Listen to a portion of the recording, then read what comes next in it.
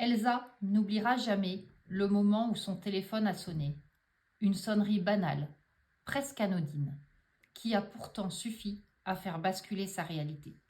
Quelques mots seulement mal ordonnés, précipités. Accident, moto, pompier. Et déjà, Elsa imagine le pire. Son esprit, lui, n'était plus là.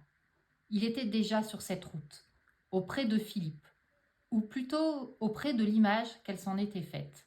Immobile, blessée, peut-être pire. Puis il y eut les gyrophares, ces lumières bleues, saccadées, presque violentes. Et le son, ces deux tons caractéristiques des pompiers qui déchiraient l'air. Lorsqu'elle sortit de la voiture, le monde lui sembla à la fois trop rapide et complètement figé. Et puis, elle l'a vu, allongé au milieu de la route.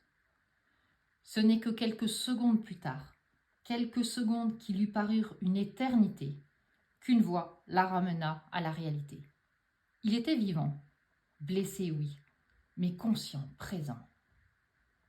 La tension accumulée céda alors d'un seul coup, la laissant tremblante, submergée, incapable de distinguer clairement le soulagement du choc.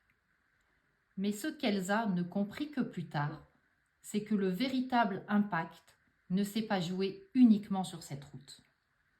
Les nuits suivantes furent envahies par ce qu'elle avait vu, ou cru voir.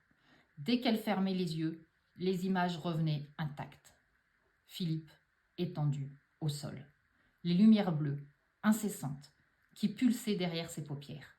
Les sirènes, elles aussi, s'étaient installées quelque part en elle. Elles se repassaient le film en continu.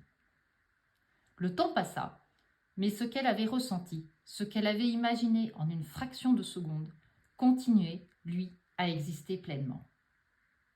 Elle décida de mettre fin à tout cela.